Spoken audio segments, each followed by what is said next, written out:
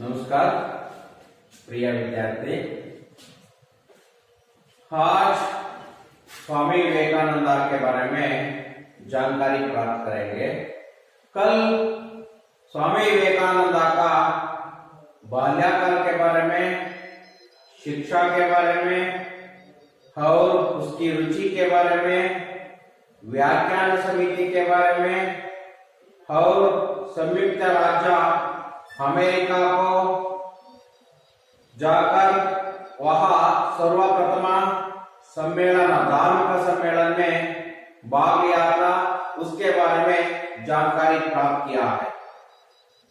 आज आगे की जानकारी प्राप्त करेंगे।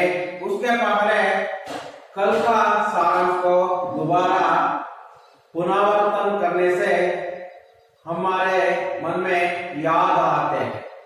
इसलिए स्वामी विवेकानंद का बाल्यकाल के बारे में, पहले स्वामी विवेकानंद का जन्म 12 जनवरी 1863 ಹಾಗಂದ್ರೆ ಮಕ್ಕಳೇ, ಸ್ವಾಮಿ ವಿವೇಕಾನಂದ ಅವರ ಜನ್ಮ 12 ಜನವರಿ 1863 कलकत्ते नगर में जन्म हुआ था। कलकत्ते ಎಂಬಂತಹ ಒಂದು ನಗರದಲ್ಲಿ ಇವರ ಜನ್ಮವಾಯಿತು। स्वामी विवेकानंद का जन्म 12 जनवरी 1863 कलकत्ते का एक कायस्थ घराने में जन्म हुआ था। क्या इसका स्वामी विवेकानंद का बाल्यकाल या बचपन का नाम नरेंद्र देवा था।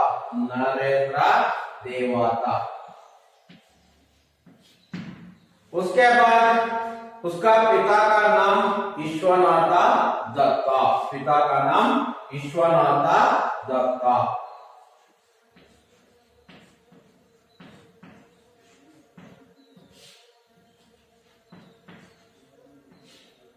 विश्वनाथ दत्ता एक प्रतिष्ठित वकील थे और उसके साथ स्वामी विवेकानंद की मां का नाम भुवनेश्वरी देवी एक धर्मपरायण महिला थी। यह उसका परिवार के बारे में परिचय। स्वामी विवेकानंद का जन्म 12 जनवरी 1863 में कलकत्ते के एक कायस्थ घराने में जन्म हुआ था। उसका पिता का नाम पिता का नाम विश्वनाथ दत्ता और माता का नाम भुवनेश्वरी देवी। स्वामी विवेकानंद का बचपन का नाम नरेंद्र देवा था। या उसके बाद स्वामी विवेकानंद ने भारत देश का इतिहास में एक अमर व्यक्ति है, क्योंकि उसको मृत्यु नहीं है, शारीरिक मृत्यु हो गया है, लेकिन मन का, भावनात्मक दोनों की दृष्टि से उसको अमर है। इसलिए वह स्वामी विवेकानंद भारत का इतिहास में एक अमर है। इस वीर सन्यासी ने देश विदेश में भ्रमण कर ಒಬ್ಬ ಸನ್ಯಾಸಿ, ವೀರ ಸನ್ಯಾಸಿ ದೇಶ ವಿದೇಶ में भ्रमण कर देश ವಿದೇಶದಲ್ಲಿ ಸುತ್ತಾಡಿಬಿಟ್ಟು भारतीय धर्म और दर्शन का प्रसार किया है। भारत देश का धर्म और उसके साथ दर्शन का भी प्रसार किया है और उसके साथ एक समाज सेवा का नया मार्ग दिखाया है। हागाದ್ರೆ ಇವರು ಭಾರತ ದೇಶದ ಧಾರ್ಮಿಕ ಮತ್ತು ದಾರ್ಶನಿಕ ಇವೆರಡರ ಬಗ್ಗೆ ಪ್ರಚಾರವನ್ನು ಮಾಡುವ, ಅದಲ್ಲದೆ ಸಮಾಜ ಸೇವೆಯನ್ನ ನಯಾ ಮಾರ್ಗ, ಸಮಾಜ ಸೇವೆಯನ್ನು ಯಾವ ರೀತಿಯಲ್ಲಿ ಮಾಡಬಹುದು ಅನ್ನುವಂತಹ ಒಂದು ಹೊಸ ಮಾರ್ಗವನ್ನು ತೋರಿಸಿಕೊಟ್ಟಂತವರು स्वामी विवेकानंद ಅವರು। ಇವರು भारत देश में ही नहीं, विदेश में ही जाकर भारत देश का धार्मिक और दर्शन के बारे में प्रसार किया है। ಹಾಗಾಗಿ ದೇಶ ವಿದೇಶಗಳಲ್ಲಿ ಪ್ರಚಾರವನ್ನು ಮಾಡಿದಂತವರು स्वामी विवेकानंद ಅವರು। ಬಾಲಕನಾಗಿದ್ದಂತಹ संदर्भದಲ್ಲಿ नरेंद्र शरीर उसका शरीर स्वस्थ सुडौला और सुंदर था। आप लोगों को मालूम होना चाहिए ये 3 पॉइंट स्वस्थ सुंदर सुडौला ಅವರ ಆರೋಗ್ಯ ಬಹಳ ಚೆನ್ನಾಗಿತ್ತು ಸುಂದರವಾಗಿತ್ತು ಮತ್ತೆ ಅವರ ಶರೀರ ಸುಡೌಲ ಸುಕೃತ್ನ ಒಳ್ಳೆಯ ಆಕೃತಿಯಲ್ಲಿ ಇತ್ತು ಹಾಗಾಗಿ उसको सुबालक नरेंद्र को अनेक विचारों में रुचि था ಅವರಿಗೆ ಬಹಳಷ್ಟು ವಿಚಾರಗಳಲ್ಲಿ ಬಹಳ ಆಸಕ್ತಿ ಇತ್ತು ಅಂತಹ ವಿಷಯಗಳು ಯಾವುವು ಅಂದ್ರೆ ಕುಸ್ತಿ लड़ाने तो दौड़ लगाने घोड़ा सवारी तैराने में आप लोगों को मालूम होना चाहिए कुस्ती लड़ाने ಅಂದ್ರೆ ಕುಸ್ತಿಯನ್ನು ಆಡುವಂತದ್ದು ದೌಡ್ ಲಗಾನೆ ಓಡುವಂತದ್ದು घोड़ा सवारी ಅಂದ್ರೆ ಕುದುರೆ ಸವಾರಿ ಅದಾದ್ಮೇಲೆ तैरना ಅಂದ್ರೆ ಈಜಾಡುವುದು इसके अलावा संगीत और खेलकूद में भी बहुत रुचि था ಇದಲ್ಲದೆ ಅವರಿಗೆ ಸಂಗೀತವನ್ನು ಕೇಳೋದು ಮತ್ತೆ ಹೇಳೋದಂದ್ರೆ ಬಹಳ ಆಸಕ್ತಿ ಇತ್ತು ಕೇಳ್ಕೂದ್ ಅಂದ್ರೆ ಆಟೋಟಗಳಲ್ಲೂ ಸಹ ಇದರ ಬಗ್ಗೆ ಆಸಕ್ತಿ ಇತ್ತು ಹಾಗಾಗಿ ನಿಮ್ಗೆ ಇದು 2 ಅಂಕದ ಒಂದು ಪ್ರಶ್ನೆ ಬರ್ಬೋದು ಮಕ್ಕಳೇ ಹಾಗಾಗಿ ಚೆನ್ನಾಗಿ ತಿಳ್ಕೊಳ್ಳಿ स्वामी विवेकानंद अथवा बालक नरेंद्र को किन किन विषयों में रुचि था ಅದಕ್ಕೆ ನೀವು ಉತ್ತರ ಬರಬೇಕು ಏನಂದ್ರೆ ಬಹಳ ಸುಲಭವಾಗಿ ಕೇಳಬಹುದು ಕುಸ್ತಿ लड़ाने दौड़ लगाने घोड़ा सवारी करना और तैराने संगीत एवं खेलकूद में बहुत रुचि था उसके बाद बालक नरेंद्र को पढ़ाई लिखाई में बहुत तेज था बालक नरेंद्र पढ़ाई लिखाई में बहुत तेज होने के नाते से स्कूल में सर्वप्रथम रहा करते थे हमेशा सभी कक्षा में ही सर्वप्रथम रहा करते थे एंट्रेंस परीक्षा या प्रवेश परीक्षा में भी प्रथम श्रेणी में उत्तीर्ण होते थे और बीए पास करने के बाद कानून की शिक्षा प्राप्त करने के लिए गए थे बीए की शिक्षा प्राप्त करने के बाद बीए ಶಿಕ್ಷಣವನ್ನು ಪಡೆದುಕೊಂಡ ನಂತರ ಕಾನೂನಿನ ಶಿಕ್ಷಣವನ್ನು ಪಡೆದುಕೊಳ್ಳಕ್ಕೆ ಮುಂದೆ ಹೋದರು और इसी बीच में उसका देहांत हो गया है यार बीए और कानून की शिक्षा प्राप्त करने के समय में बालक नरेंद्र का पिता विश्वनाथ दत्ता का देहांत हो गया अध्ययन काल में ही उनकी रुचि व्याख्यान देने में व्याख्यान का मतलब आप लोगों को मालूम होना चाहिए भाषण देना भाषणವನ್ನು ಕೊಡೋದ್ರಲ್ಲಿ भाषण देने में बहुत रुचि था ये भाषण देने में और उसके साथ चर्चा करने किसी विषय को लेकर उस विषय के ऊपर चर्चा करना विचारों को आदान प्रदान करना आदान प्रदान ಅಂದ್ರೆ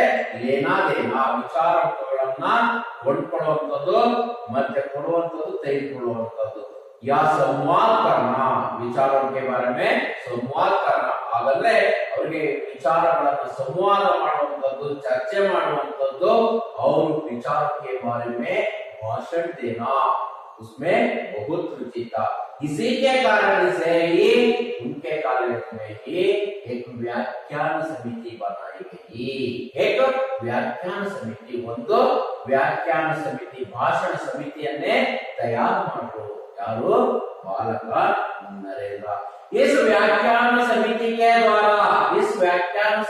के द्वारा अनेक कई प्रतियोगिताओं को भी आयोजन किया है आप लोगों को मालूम होना अनेक प्रतियोगिता का मतलब अनेक स्पर्धೆಗಳನ್ನು ಏರ್ಪಡಿಸುತ್ತಿದ್ದರು इस व्याख्यान समिति के द्वारा भाषणವನ್ನು सीखना सिखाने की कला को इस व्याख्यान समिति के द्वारा सिखाते थे ಹಾಗಾಗಿ ವ್ಯಾಖ್ಯಾನ ಸಮಿತಿಯ ಮೂಲಕ ಭಾಷಣವನ್ನು ಮಾಡುವಂತಹ ಕಲೆಯನ್ನು ಕಲಿತುಕೊಳ್ಳುವಂತಹ ಸ್ಕಿಲ್ ಅನ್ನು ಹೇಳಿಕೊಡ್ತಾ ಇದ್ರು ಅಷ್ಟೇ ಅಲ್ಲ पाश्चात्य विज्ञान के बारे में ही और दर्शन को भी अध्ययन किया है पाश्चिमात्य देशों का विज्ञान ಮತ್ತು दार्शनिक स्थानों के बारे में उसने अध्ययन किया है किशोर अवस्था में ही उनका दार्शनिक एवं धार्मिक विचारों के बारे में बहुत प्रभाव पड़ा था किशोर अवस्था का मतलब आप लोगों को मालूम होना चाहिए 12 से 18 वर्ष के अंदर रहने वाला बच्चों को किशोर अवस्था कहते हैं 12ರಿಂದ 18 ವರ್ಷಗಳ ಹೊರಗಿರುವಂತಹ ಮಕ್ಕಳನ್ನ ನಾವು ಕಿಶೋರ ಅವಸ್ಥಾ ಅಂತ ಕರೀತೀವಿ ಆ ಕಿಶೋರ ಅವಸ್ಥೆಯಲ್ಲಿ ಇವರಿಗೆ ಭಾರತ ದೇಶದ ದಾರ್ಶನಿಕ ಮತ್ತು ಧಾರ್ಮಿಕ ವಿಚಾರಗಳ ಬಗ್ಗೆ ಆಳವಾಗಿ ತಿಳ್ಕೊಂಡಿದ್ರು एक दिन बालक नरेंद्र उसका गुरु रामकृष्ण परमहंस को भेंट हुआ है उसके पास अनेक जिज्ञासाओं को जिज्ञासा मतलब जानने की इच्छा को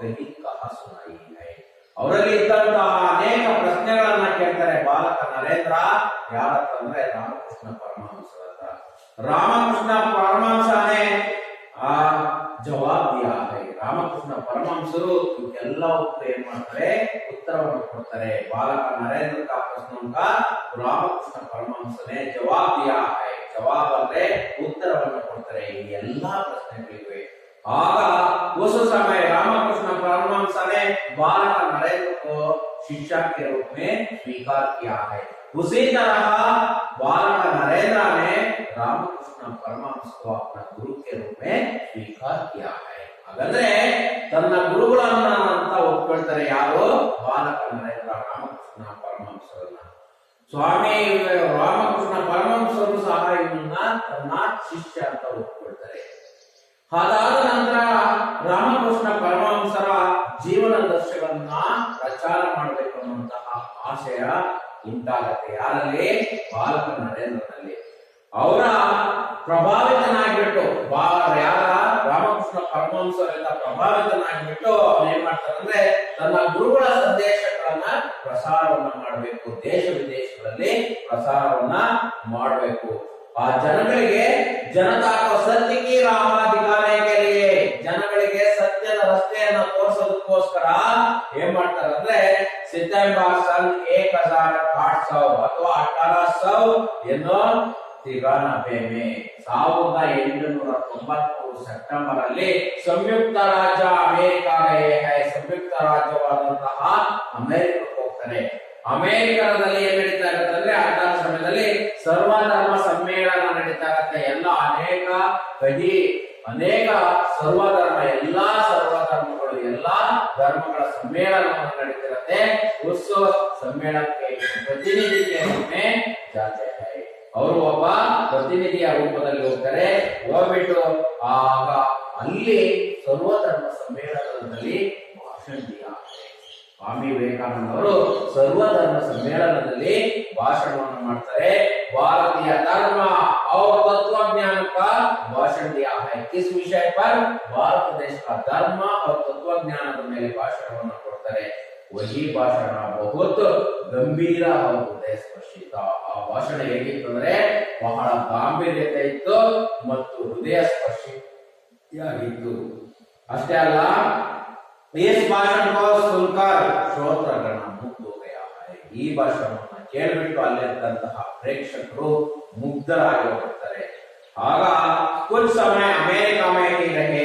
ಕೆಲವು ಸಮಯ ಅಮೆರಿಕದಲ್ಲೇ ಇದ್ದುಬಿಟ್ಟು उसके बाद इंग्लैंड और स्विट्जरलैंड भी गए हैं ಅದರ ನಂತರ ಅವರು ಇಂಗ್ಲೆಂಡ್ ಮತ್ತು ಸ್ವಿಟ್ಜರ್ಲೆಂಡ್ಗೆ ಹೋಗ್ತಾರೆ ಆಗ सत्य और धर्म का मार्ग को समझाने की प्रयास करे ಆಗ ಸತ್ಯ ಮತ್ತು ಧರ್ಮದ ಬಗ್ಗೆ ತಿಳುವಳಿಕೆಯನ್ನು ಮಾಡೋದಕ್ಕೆ ಪ್ರಯತ್ನ ಮಾಡ್ತಾರೆ ಆಗ ಅನೇಕ ಅನುಯಾಯಿ बन गए हैं अनेक लोग अनुयायी बन गए हैं ಆಗ ಬಾಲಕ ನರೇಂದ್ರ ಸ್ವಾಮಿ ವಿವೇಕಾನಂದರ ಅನುಯಾಯಿಗಳಾದರು ಇವರ ಭಾಷಣವನ್ನ ಕೇಳಿ ಇವರ ಧರ್ಮದ ದಾರ್ಶನಿಕ ಧಾರ್ಮಿಕ ವಿಚಾರಗಳನ್ನ ಕೇಳಿಬಿಟ್ಟು ಅನೇಕ ಜನ ಅನುಯಾಯಿಗಳಾದರು ಆ ಅನುಯಾಯಿಗಳಾಗಿಬಿಟ್ಟು ಅದರಲ್ಲಿ मुख्यवादतः कुमारी मार्गरेट एलिजाबेथ का नाम उल्लेख किया है आप लोगों को मालूम होना चाहिए कुमारी मार्गरेट एलिजाबेथ ರಾಣಿ ಆಕೆ ಒಬ್ಬಳು ರಾಣಿ ಆಕೆಯೂ ಸಹ ಆ ಸ್ವಾಮಿ ವಿವೇಕಾನಂದರ ಶಿಷ್ಯರಾಗ್ತಾರೆ ಗೊತ್ತಾಯ್ತಾ ಹಾಗಾಗಿ कुमारी मार्गरेट का नाम उल्लेख किया है जो स्वामी जी के अनुयायी बनकर सिस्टर निवेदिता के नाम से संसार में सुप्रसिद्ध है ಆಕೆ ತನ್ನ ಹೆಸರನ್ನ ಬದಲಾವಣೆ ಮಾಡ್ತಾರೆ ಏನಂತ ಮಾಡ್ಕೊಳ್ತಾರೆ ಅಂದ್ರೆ ಸಿಸ್ಟರ್ ನಿವೇದಿತಾ ಕೆ ನಾಮ ಸೆ ಸಿಸ್ಟರ್ ನಿವೇದಿತಾ ಎಂಬ ಹೆಸರಿನಿಂದ ಆಕೆ ಇಡೀ ಜಗತ್ತಿನಲ್ಲೇ ಪ್ರಸಿದ್ಧಿಯಾಗ್ತಾರೆ उसके बाद स्वामी विवेकानंद का आगे की बात है, उसके पहले एक बार आदर्श वाचन।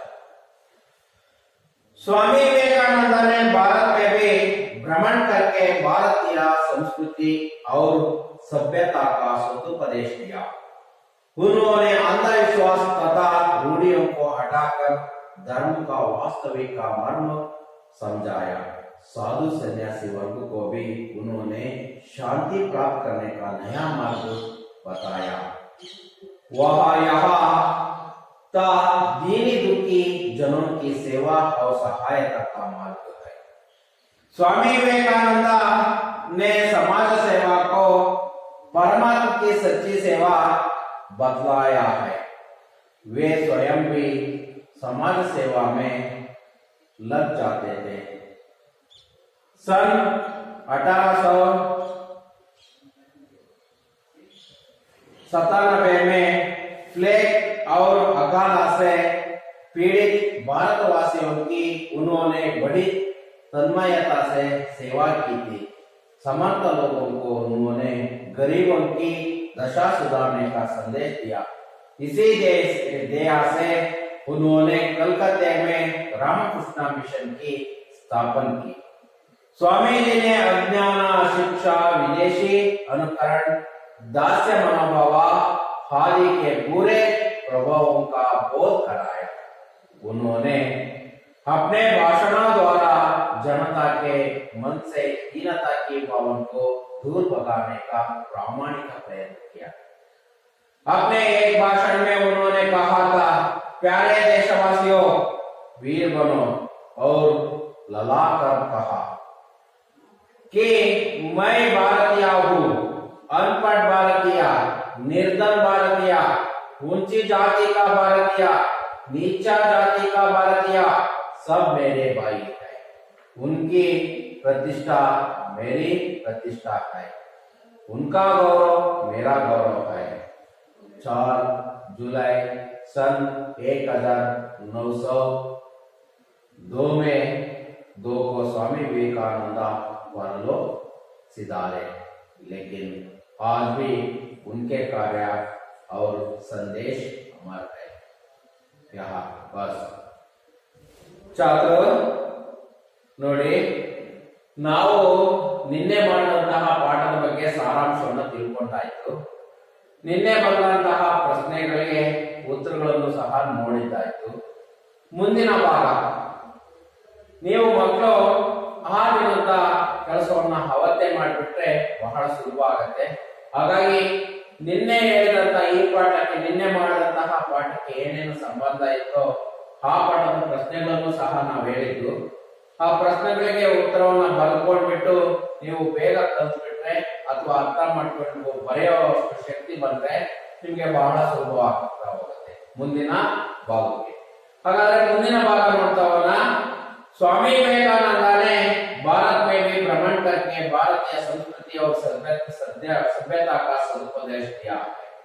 स्वामी विवेकानंद और भारत के भ्रमण करके, भारत देश में भ्रमण का मतलब घूमना,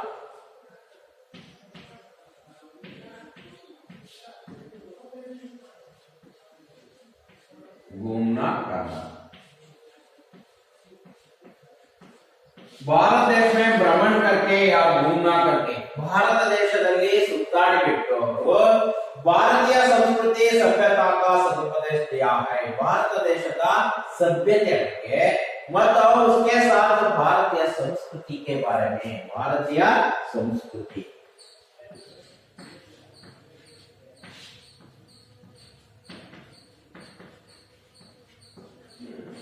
भारतीय संस्कृति के बारे में, ये सभ्यता और संस्कृति के बारे में सदुपदेश दिया है। ಒಳ್ಳೆ ಉಪದೇಶಗಳನ್ನು सदुपदेश ಒಳ್ಳೆ ಉಪದೇಶಗಳನ್ನು ಕೊಟ್ಟು उन्होंने अंधविश्वास तथा रूढ़ियों को हटाकर धर्म का वास्तविक मार्ग समझाया है। स्वामी विवेकानंद जी ने अंधविश्वास, ಕುರುಡು ಪದ್ಧತಿಗಳು, ಮೂಢನಂಬಿಕೆಗಳಿದ್ದು ಜನಗಳಲ್ಲಿ ಆ ಅಂಧವಿಶ್ವಾಸ ಮತ್ತು ಅಂಧಕಾರದ ಬಗ್ಗೆ ಮತ್ತೆ ಕುರುಡು ಮೂಢನಂಬಿಕೆಗಳಾದಂತಹ ಅವುಗಳನ್ನೆಲ್ಲ ಹಠಾತ್ ಓಡಿಸಿಬಿಟ್ಟು ಧರ್ಮ का वास्तविक मर्म बताया है। धर्म का वास्तविक अर्थ मतलब सच्ची धर्म के बारे में वास्तविक निजवाದ ಧರ್ಮದ ಬಗ್ಗೆ नया मार्ग दिखाया है। ಒಂದು ಹೊಸ ಮಾರ್ಗವನ್ನ स्वामी विवेकानंद ने समझाया है। और साधु सन्यासी वर्ग को भी उन्होंने शांति प्राप्त करने का नया मार्ग समझाते हैं। उसके साथ साधु सन्यासी वर्ग को भी साधु सन्यासी वर्ग को भी उन्होंने शांति प्राप्त करने का शांतिಯನ್ನು ಪಡೆದುಕೊಳ್ಳುವಂತಹ ಒಂದು ಹೊಸ ಮಾರ್ಗವನ್ನ बताया है। ಹೊಸ ಮಾರ್ಗವನ್ನು ತಿಳಿಸಿ ಕೊಟ್ಟರು। दीन दुखियों को भी जनसेवा की सहायता का मार्ग है। दीन दुखिया दीन ಅಂದ್ರೆ पिछड़े हुए बच्चों पिछड़े हुए लोगों को ಆದರೆ ಹಿಂದುಳಿದಂತಹ ಜನರಿಗೆ ದುಃಖಿತರಾಗಿರುವವರಿಗೆ ಸಮಾಜ ಸೇವಾ का नया मार्ग बताया है। ಒಂದು ಹೊಸ ಮಾರ್ಗವನ್ನ ಸಮಾಜ ಸೇವೆ ಮಾರ್ಗವನ್ನ ಹೇಳಿದ್ರು। और दूसरों को सहायता करना ಇನ್ನೊಬ್ಬರಿಗೆ ಸಹಾಯವನ್ನು ಮಾಡುವಂತದ್ದು दीनों को और दुखियों को ಹಿಂದುಳಿದವರಿಗೆ ದುಃಖಿತರಿಗೆ ಆದಂತಹ दीन दुखियों को सेवा करना। स्वामी विवेकानंद ने समाज सेवा को परमात्मा की सच्ची सेवा बताया है। स्वामी विवेकानंद जी ने समाज ಸೇವೆಯನ್ನ ಮಾಡುವಂತದ್ದು ನಿಜವಾದ ಸೇವೆ ಅಂತ ಹೇಳಿದ್ರು।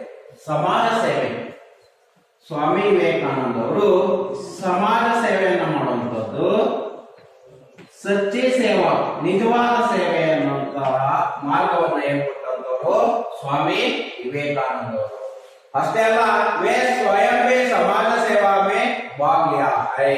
ಇವರೇ ಸ್ವತಃ ಸಮಾಜ ಸೇವೆಯನ್ನ ಮಾಡೋದ್ರಲ್ಲಿ ಭಾಗವಹಿಸಿದರು। ಇವರೇ ಸ್ವತಃ ಸಮಾಜ ಸೇವೆಯನ್ನ ಮಾಡಿದರು। 1892 प्लेग और अकाल से पीड़ित भारतवासियों की उन्होंने बड़ी तन्मयता से सेवा की। 1897ರಲ್ಲಿ सन 1897ರಲ್ಲಿ ಮಕ್ಕಳೇ ಗೊತ್ತಾಗಲಿ ಇಸ್ವಿ 1897ರಲ್ಲಿ ಪ್ಲೇಗ್ ಅಂದ್ರೆ ಆಗ ಒಂದು ಭಯಂಕರವಾದಂತಹ ಕಾಯಿಲೆ ಬಂದಿತ್ತು ಪ್ಲೇಗ್ ಎಂಬಂತದ್ದು। ಈಗ ಕೊರೋನಾ ಬಂದಿದೆಯಲ್ಲ ಅದೇ ರೀತಿ ಅವಾಗ ಪ್ಲೇಗ್ ಎಂಬಂತಹ ಕಾಯಿಲೆಗೆ ಅನೇಕ ಜನ ಬಹಳಷ್ಟು ಜನ ತುತ್ತರಾದರು, ಬಹಳಷ್ಟು ಜನ ಮರಣ ಹೊಂದಿದರು, ಬಹಳಷ್ಟು ಜನ ಏನು ಸತ್ತೋದು। ಅಂತಹ ಭಯಂಕರವಾದಂತಹ ಕಾಯಿಲೆ ಬಂದಿತ್ತು। ಅಂತಹ ಪ್ಲೇಗ್ ಎಂಬಂತಹ ಕಾಯಿಲೆಯ ಸಮಯದಲ್ಲಿ ಆಗ ಸಮಾಜ ಸೇವೆಯನ್ನು ಮಾಡಿದ್ರು। और उसके साथ या अकाल ಅಂದ್ರೆ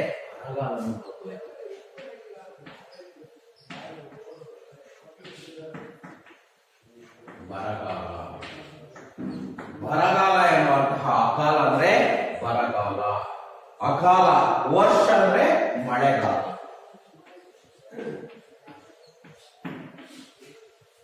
ಈಗ ನಿಮಗೆ ಗೊತ್ತಾಗಬೇಕು ಅಕಾಲ ಬರಗಾಲದಲ್ಲಿ ಬಹಳ ಜನರಿಗೆ ಸಮಾಜ ಸೇವೆಯನ್ನ ಮಾಡಿದಂತವರು ಸ್ವಾಮಿ ವಿವೇಕಾನಂದರು। ಪ್ಲೇಗ್ ಮತ್ತು ಭಯಂಕರವಾದಂತಹ ಕಾಯಿಲೆ ಬಂದಂತಹ ಸಂದರ್ಭದಲ್ಲಿ लोगों को सेवा किया है, लोगों को समाज सेवा किया है। ಜನಗಳಿಗೆ ಸಮಾಜ ಸೇವೆಯನ್ನ ಮಾಡಿದ್ರು ಬಡಿ ತನ್ಮಯತಾ से। ಅದು ಯಾವ ರೀತಿಯಲ್ಲಿ ಬಹಳ ಶಾಂತ ರೀತಿಯಲ್ಲಿ ತಾಳ್ಮೆಯಿಂದ ಸಮಾಜ ಸೇವೆಯನ್ನ ಮಾಡಿದ್ರು।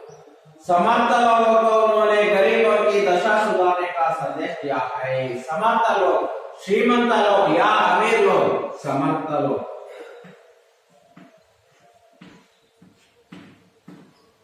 अमीर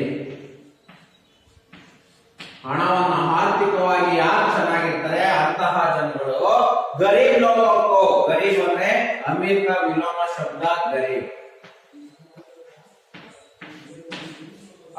गरीब लोगों को दशा सुधारने की संदेश दिया है। ಆಗ ಶ್ರೀಮಂತ ಜನರು ಬಡ ಜನರಿಗೆ ಸಹಾಯವನ್ನ ಮಾಡಿಕೊಡಿ, ಅವರ ಸ್ಥಿತಿಯನ್ನು ನೋಡಿ ಅನುಕೂಲವನ್ನ ಮಾಡಿ ಅನ್ನುವಂತಹ ಸಂದೇಶವನ್ನು ಕೊಟ್ಟಂತವರು ಸ್ವಾಮಿ ವಿವೇಕಾನಂದ ಜಿ। इस देश से उन्होंने कलकत्ता में रामकृष्ण मिशन की स्थापना किया है। इस उद्देश्य से ही देखा का मतलब उद्देश्य है, का मतलब उद्देश्य। इस उद्देश्य से ही स्वामी रामकृष्ण मिशन की स्थापना किया।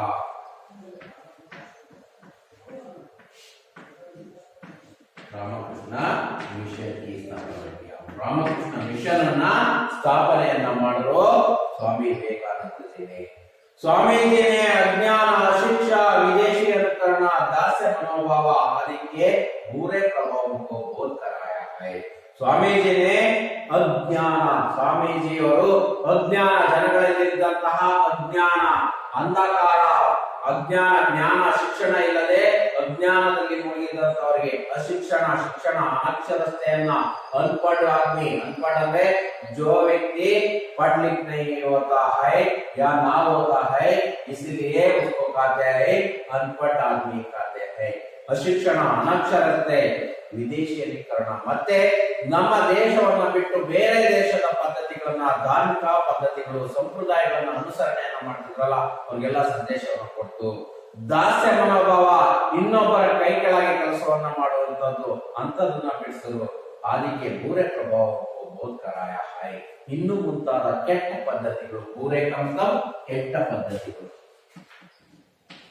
को बोध कराया है। ಬೋಧನೆ ಬೋಧನೆಯನ್ನು ಮಾಡಿದ್ರು, ತಿಳುವಳಿಕೆಯನ್ನು ಕೊಟ್ಟರು। ಯಾವ್ಯಾವ ವಿಚಾರಗಳ ಬಗ್ಗೆ ಮಕ್ಕಳಿಗೆ ಗೊತ್ತಾಗಬೇಕು? ಅಜ್ಞಾನ, ಅಶಿಕ್ಷಾ,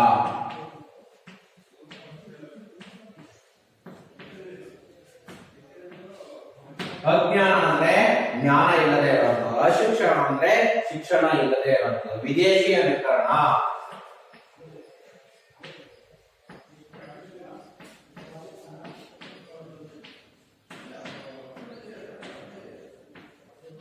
दास्य मनोभावने,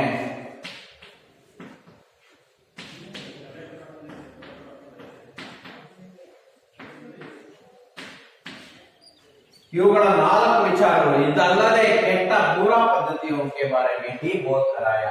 अज्ञान, अशिक्षा, विदेशी अनुकरण, दास्य मनोभाव के बारे में और बुरे प्रभावों के बारे में बोध कराया। उन्होंने अपने भाषण द्वारा जनता के मन से हीनता की भावना को दूर भगाने का प्रामाणिक प्रयत्न किया है। उसके साथ साथ स्वामी विवेकानंद ने अपने भाषण के द्वारा अपना भाषण ಮೂಲಕ जनता की मन से हीनता की भावना, ಮನಸ್ಸಿನಲ್ಲಿರುವಂತಹ हीनता की भावना, ನಾವು नीचा जाति का लोग, नीचा धर्म का लोग है, नीचा जाति का लोग है, ऐसा भावना को दूर हटाकर, दूर ಅಂದ್ರೆ ಓಡಿಸ್ಬಿಟ್ಟು ಅವರಲ್ಲಿ मन की भावना को दूर भगाने का ಪ್ರಾಮಾಣಿಕ ಪ್ರಯತ್ನ किया है। ಪ್ರಾಮಾಣಿಕವಾದಂತಹ ಪ್ರಯತ್ನವನ್ನ ಮಾಡುವಂತವರು स्वामी विवेकानंद जी ने। अपने एक भाषण में उन्होंने कहा था, स्वामी विवेकानंद जी ने एक भाषण में कहते हैं इसके बारे में, हीनता की भावना के बारे में, प्यारे देशवासियों, ನನ್ನ ಪ್ರೀತಿಯ भारत देश के वासियों, भारत देश के रहने वाले लोगों के लिए कहा है, देशवासियों वीर बनो और ललाकर कहो, आमंत्रण करके कहो। ललाकर का मतलब आमंत्रण, ललाकर का मतलब आमंत्रण, आमंत्रण करके कहो, लला करके कहो, वीर बनो। और उसके साथ कहते हैं मैं भारतीय हूं, पहले मैं क्या है? भारतीय हूं, मैं भारतीय हूं।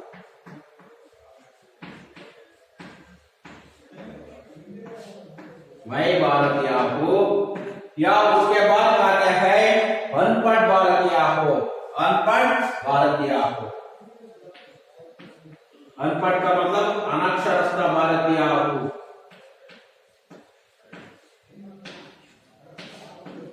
अनपढ़ भारतीय हूं। आप लोगों को मालूम होना चाहिए, मैं भारतीय हूं, अनपढ़ भारतीय हूं, निर्धन भारतीय हूं। निर्धन, निर्धन का मतलब गरीब भारतीय, धन का विलोम शब्द निर्धन, धन का विलोम शब्द निर्धन, निर्धन भारतीय हूं।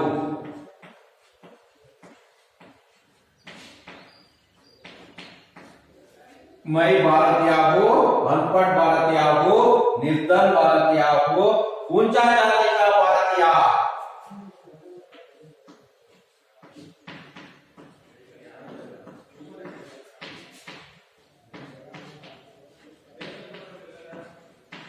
उसके बाद नीचा जाति का भारतीय,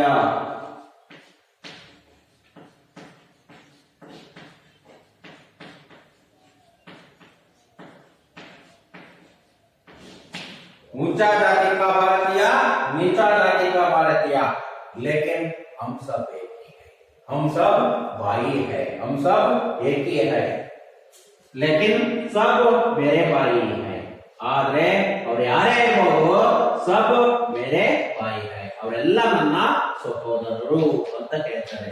ನೋಡಿ ಚೆನ್ನಾಗಿ ಹೇಳ್ತಾರೆ ಮಕ್ಕಳೇ. ಸ್ವಾಮಿ ವಿವೇಕಾನಂದ ಅವರು ಬಹಳ ಉತ್ತಮವಾದಂತಹ ವಾಕ್ಯ.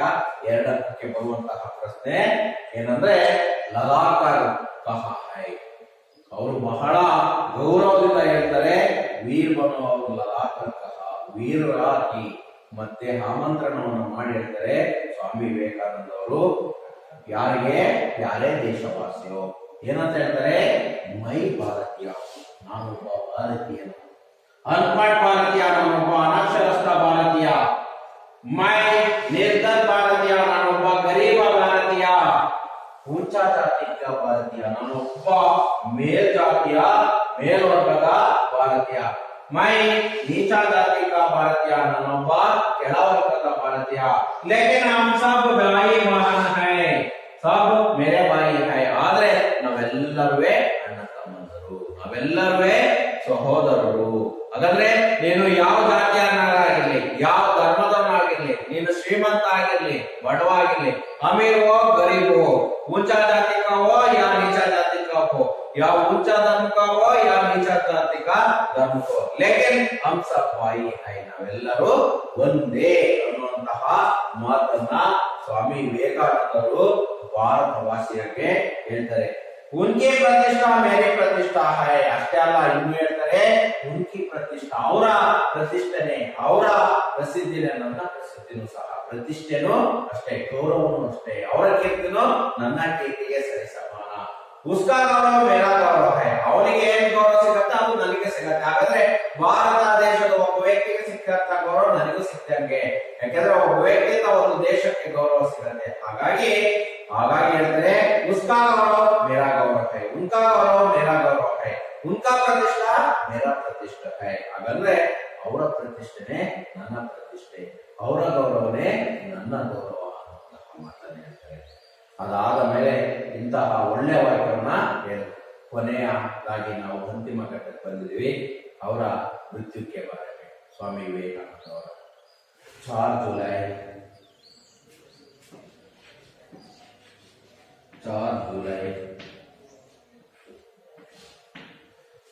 1902, 1902, 4 ಜುಲೈ 1902, 4 ಜುಲೈ 1902, 1902, 4 ಜುಲೈ.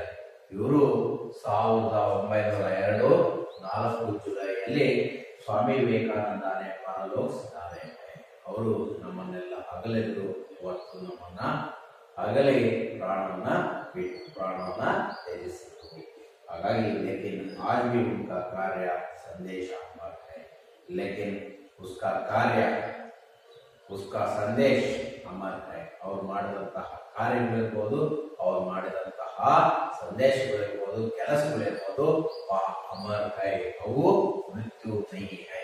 ನಾನು ಆಗಲೇ ಹೇಳಿದ್ದೆ ಏನಂತ ಅಂದ್ರೆ उसका भौतिक शरीर मृत्यु हो गई है, लेकिन उसका कार्य संदेश अमर है. ಅವರು ಮಾಡಿದಂತಹ ಎಲ್ಲ ಕೆಲಸಗಳು ಇವತ್ತಿಗೂ ಅಮರವಾಗಿದ್ದಾವೆ. ಅವರ ಭೌತಿಕ ಶರೀರ, ಅವರ ಶರೀರ ಮಾತ್ರ ಮೃತ್ಯುವಾಗಿದೆ. ಯಾಕೆಂದ್ರೆ ಸ್ವಾಮಿ ವಿವೇಕಾನಂದರು ಇವತ್ತು ಸಹ ಜನಗಳ ಮನಸ್ಸಿನಲ್ಲಿ ಅಡಗಿರುವಂತಹ ಒಬ್ಬ ವ್ಯಕ್ತಿ ಸ್ವಾಮಿ ವಿವೇಕಾನಂದರು. ಅಂತವರು ಅಮರರಾಗಿದ್ದಾರೆ, ಅವರ ಕಾರ್ಯಗಳು ಅಮರವಾಗಿದ್ದಾವೆ ಅನ್ನೋದು ಈ ಪಾಠ ಗೊತ್ತಾಗ್ತದೆ ಮಕ್ಕಳೇ. इस पाठ में, ಈ ಪಾಠದಲ್ಲಿ ನಾವು स्वामी विवेकानंद के पूरा उसके बारे में जानकारी प्राप्त किया है.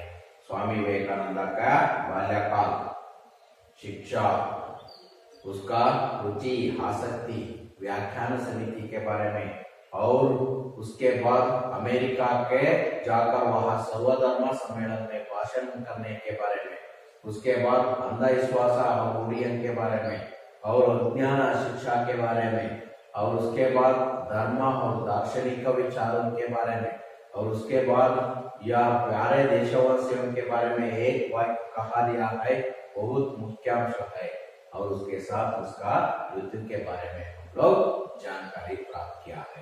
उसके बाद इस पाठ में आने वाले प्रश्नों के बाद एक और ध्यान देना चाहिए। एक बार पहला प्रश्न ऐसा है, विवेकानंद के बचपन का नाम क्या है? विवेकानंद ಅವರ ಬಾಲ್ಯಕಾಲದ ಹೆಸರೇನು? उसका बचपन का नाम नरेंद्र देवा का। विवेकानंद का जन्म कब हुआ था? विवेकानंद ಅವರ ಜನ್ಮ ಯಾವಾಗ ಆಯಿತು? ವಿವೇಕಾನಂದ ಅವರ ಜನ್ಮ ನಿಮಗೆ ಗೊತ್ತಾಯ್ತು ಯಾವಾಗ ಆಯ್ತು ಅಂತ ಮಕ್ಕಳೇ? ಯಾವಾಗ ಆಯ್ತು ಹೇಳಿ? ಯಾವಾಗ ಅಂದ್ರೆ 12 ಜನವರಿ 1863, 12 जनवरी 1863 में उसका जन्म हुआ था। नरेंद्र पढ़ने में कैसे थे? नरेंद्र उर्दू बड़े तेज थे। विवेकानंद के गुरु कौन थे? विवेकानंद के गुरु कौन थे? कौन थे का मतलब यार ಅಂದ್ರೆ रामकृष्ण परमहंस। विवेकानंद अमेरिका कब गए हैं? विवेकानंद सितंबर 1893 में गए थे। विवेकानंद की अनुयायी कौन थी? विवेकानंद और अनुयायी सिस्टर निवेदिता अथवा मार्गरेट, कुमारी मार्गरेट एलिजाबेथ। विवेकानंद का देहांत कब हुआ है? विवेकानंद और देहांत ಯಾವಾಗ ಆಯಿತು ಅಥವಾ ಮರಣ ಯಾವಾಗ ಆಯಿತು? 4 जुलाई 1902 में हुआ था। नेक्स्ट 2-3 वाक्य में उत्तर लिखिए। विवेकानंद ने कौन सा व्रत लिया है? विवेकानंद ने भारत देश में वीर सन्यासी बनकर देश विदेश में भ्रमण कर भारतीय धर्म और दर्शन का प्रसार करना और समाज सेवा का नया मार्ग दिखलाया है, यह व्रत लिया है।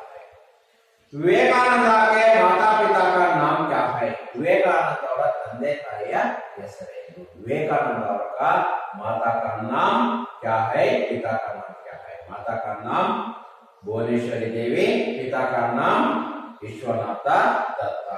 विवेकानंद की रुचि किन किन विषयों में थे? विवेकानंद और रुचि ಯಾವ ಯಾವ ವಿಚಾರಗಳ ಬಗ್ಗೆ ಇತ್ತು? विवेकानंद की रुचि कुश्ती लड़ाने, दौड़ लगाने, घोड़ासवारी करने और तैराने में और उसके साथ संगीत खेलकूद में ही बहुत रुचि थी। उसके बाद विवेकानंद ने भारतवासियों को क्या संदेश दिया है? क्या उपदेश दिया है? भारतीय वासियों को क्या उपदेश दिया है? ಅವರಿಗೆ ಏನಂತ ಉಪದೇಶವನ್ನ ಕೊಟ್ಟು भारतवासियों को ಏನಂತ ಕೊಟ್ಟರೆ समर्थ लोगों ने गरीबों की दशा सुधारने का संदेश दिया है और उसके साथ साथ कोई समय में समाज सेवा को करने के समय में तन्मयता से सेवा करने के लिए उपदेश दिया है। विवेकानंद ने किन किन देशों में यात्रा किया? विवेकानंद ಯಾವ ಯಾವ ದೇಶಗಳಿಗೆ यात्रा ಮಾಡಿದ್ರು? अमेरिका ಇರಬಹುದು, इंग्लैंड और स्विट्जरलैंड भी गए थे। विवेकानंद ने जनता को ललाकर क्या कहने का कहा है? विवेकानंद ಅವರು ಆಮಂತ್ರಣವನ್ನು ಮಾಡಿ ಏನಂತ ಹೇಳಿದ್ರು? प्यारे देशवासियों, वीर बनो और ललाकर कहो कि मैं भारतीय हूँ, अनपढ़ भारतीय, निर्धन भारतीय, ऊंचा जाति का भारतीय, नीचा जाति का भारतीय, सब मेरे भाई है। उनकी प्रतिष्ठा मेरी प्रतिष्ठा है, उनका गौरव मेरा गौरव है, ऐसा संदेश को दे दिया। यहाँ 2-3 का प्रश्न का उत्तर है। ನಿಮ್ಮ ಮಕ್ಕಳಿಗೆ ಗೊತ್ತಾಯ್ತು, ನಿಮಗೆ ಒಂದಂಕದ ಪ್ರಶ್ನೆಗಳಿಗೆ ಉತ್ತರ ಗೊತ್ತಾಯ್ತು, ಅದಾದ ನಂತರ 2 ಅಂಕ। ಅದಾದ್ಮೇಲೆ ಈಗ ಅನ್ಯವಚನದ ಕಡೆ ಗಮನ ಕೊಡೋಣ। ಧ್ಯಾನ देना चाहिए। ರೂಢಿ ಅಂತ ಇದೆ, उसका ಅನ್ಯವಚನ ಅಂದ್ರೆ ಏಕವಚನದಿಂದ ಬಹುವಚನಕ್ಕೆ ಮಾಡುವಂತದ್ದು ರೂಢಿ ಅಂತ ಇದೆ। ಇದು ಏಕವಚನ, ಏಕವಚನದಿಂದ ಈಗ ಬಹುವಚನಕ್ಕೆ ಬದಲಾವಣೆಯನ್ನ ಮಾಡೋದು। ಹಾಗೆ ಏನಾಗುತ್ತೆ? ರೂಢಿ ಇದ್ದಿದ್ದು ರೂಢಿಯ ಆಗುತ್ತೆ। ಯಾಕೆ? ऊपर ಚಂದ್ರ ಬಿದ್ದು ರೂಢಿಯ ಆಗುತ್ತೆ। ನಿಮ್ ಮಕ್ಕಳಿಗೆ ಗೊತ್ತಾಗಬೇಕು, ಇಲ್ಲಿ ಡಿ ಇದ್ದಿದ್ದು डी का के रूप में परिवर्तन होते हैं। डी डी का के रूप में परिवर्तन होता है। उसके बाद दूसरा व्यवस्था, व्यवस्था, व्यवस्थाएं, इसका बहुवचन रूप व्यवस्थाएं।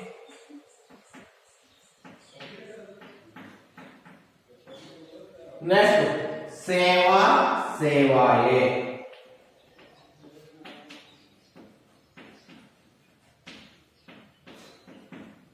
उसके बाद आज्ञा, आज्ञाएं।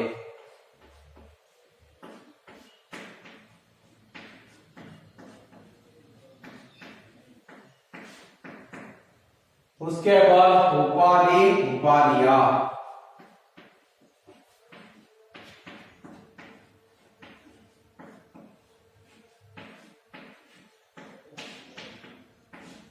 नेक्स्ट शाखा, शाखाएं।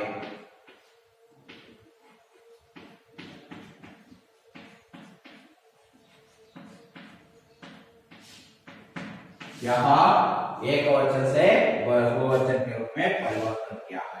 ಇವು ಏಕವಚನದಿಂದ ಬಹುವಚನಕ್ಕೆ ಈ ರೀತಿಯಾಗಿ ಬದಲಾವಣೆಯನ್ನ ಮಾಡುವಂಥದ್ದು. ಇದಾದ ಮೇಲೆ ಅನ್ಯಲಿಂಗ. ಅನ್ಯಲಿಂಗ ಅಂದ್ರೆ ಪುಲ್ಲಿಂಗದಿಂದ ಸ್ತ್ರೀಲಿಂಗ ಅಥವಾ ಸ್ತ್ರೀಲಿಂಗದಿಂದ पुल्लिंग के रूप में परिवर्तन करना। माता, पिता, माता का अन्यलिंग पिता, ಮಾತಾ ಪಿತಾ. ಹೀಗೆ ಒಂದನ್ನ ನಾನು ತೋರಿಸಿದ್ದೇನೆ. ಇನ್ನ ಇರುವಂತಹ 4-5 ವಾಕ್ಯಗಳನ್ನ, 4-5 ಪದಗಳನ್ನ ನೀವು ಏಕವಚನ ಪುಲ್ಲಿಂಗದಿಂದ ಸ್ತ್ರೀಲಿಂಗ ಅಥವಾ ಸ್ತ್ರೀಲಿಂಗದಿಂದ ಪುಲ್ಲಿಂಗ ರೂಪದಲ್ಲಿ ಪರಿವರ್ತನೆಯನ್ನ ಮಾಡಬೇಕು. ಇದಾದ್ಮೇಲೆ ವಿಲೋಮ ಶಬ್ದ ಲಿಖಿಯೇ. ವಿಲೋಮ ಶಬ್ದ ಗೌರವ, ಅಗೌರವ. ವಿಲೋಮ ಶಬ್ದ ಗೌರವ, ಅಗೌರವ. ಹೀಗೆ ಪರಿವರ್ತನೆಯನ್ನ ಮಾಡಬೇಕು. ಅದಾದ್ಮೇಲೆ ದುಃಖ, ಸುಖ, ಸತ್, ಜೂಟ್. ಹೀಗೆ ಇನ್ನೂ 5-6 ಪದಗಳಿದ್ದಾವೆ. ಇವನ್ನು ಸಹ ನೀವು ಪರಿವರ್ತನೆಯನ್ನ ಮಾಡಬೇಕು ವಿಲೋಮ ಶಬ್ದವಾಗಿ. ಜೋಡ್ಕಲಿಕೆ. ಇದಾದ ಮೇಲೆ ಜೋಡ್ಕಲಿಕೆ ಹೊಂದಿಸಿ ಬರೆಯುವಂತದ್ದು. ನೋಡಿ, ಭುವನೇಶ್ವರಿ ದೇವಿ ಧರ್ಮಪಾರಾಯಣ महिलाती। रामकृष्ण मिशन की स्थापना स्वामी विवेकानंद ने की। विवेकानंद का जन्म कलकत्ता में हुआ। अंधविश्वासों को हटाकर धर्म का वास्तविक मर्म बताया है। उसके बाद जोड़कर लिखने के बाद वाक्य में प्रयोग कीजिए. ಇವುಗಳನ್ನು ನಿಮ್ಮ ಸ್ವಂತ ವಾಕ್ಯದಲ್ಲಿ ಬರೆಯಬಹುದು. ಗುಡ ಸವಾರಿ, ಅಂಧವಿಶ್ವಾಸ, ಜಿಜ್ಞಾಸ, ಹೃದಯ ಸ್ಪರ್ಶಿ, ಅಕಾಲ. ಇವುಗಳನ್ನ ನೀವೇ ಸ್ವಂತ ವಾಕ್ಯದಲ್ಲಿ ಬರೆದುಕೊಳ್ಳಿ. ಹಾಗಂದ್ರೆ ಅದರ ಅರ್ಥ ಹೇಳ್ತೀನಿ. ಗುಡ ಸವಾರಿ ಅಂದ್ರೆ ಕುದುರೆ ಸವಾರಿ, ಹೃದಯ ಸ್ಪರ್ಶ ಅಂದ್ರೆ ಹೃದಯ ಮುಟ್ಟುವಂತಹ ಮಾತುಗಳು, ಅಂಧವಿಶ್ವಾಸ ಅಂದ್ರೆ ಕುರುಡು ಪದ್ಧತಿ, ಅಕಾಲ ಅಂದ್ರೆ ಬರಗಾಲ, ಜಿಜ್ಞಾಸ ಅಂದ್ರೆ ಜಾನೆ ಕಿ ಇಚ್ಛಾ, ತಿಳಿದುಕೊಳ್ಳುವಂತಹ ಇಚ್ಛಾ. ಇದಾದ ಮೇಲೆ ಈಗ ನಾನು ಈ ಪಾಠದಲ್ಲಿ ಬರುವಂತಹ ಅನುರೂಪತ ಶಬ್ದಗಳ ಬಗ್ಗೆ ಹೇಳ್ತಾ ಹೋಗ್ತೀನಿ. ನೋಡೋಣ. ರಾಮಕೃಷ್ಣ ಪರಮಹಂಸ ಶಾರದಾದೇವಿ ಆದ್ರೆ, ರಾಮಕೃಷ್ಣ ಪರಮಹಂಸರ ಹೆಂಡತಿ ಹೆಸರು ಶಾರದಾದೇವಿ ಆದ್ರೆ, ವಿಶ್ವನಾಥ ದತ್ತವರ ಪತ್ನಿ ಕನ್ನಾಂ ಭುವನೇಶ್ವರಿ ದೇವಿ.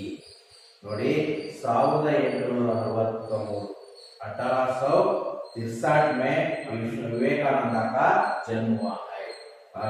नेक्स्ट 1893 में विवेकानंद ने अमेरिका संयुक्त राज्य अमेरिका को गए थे. विवेकानंद नरेंद्र, सिस्टर निवेदिता ಅವರು ಏನಂತಾಯಿತು, ಕುಮಾರಿ ಮಾರ್ಗರೆಟ್ ಎಲಿಜಬೆತ್. Chicago, America.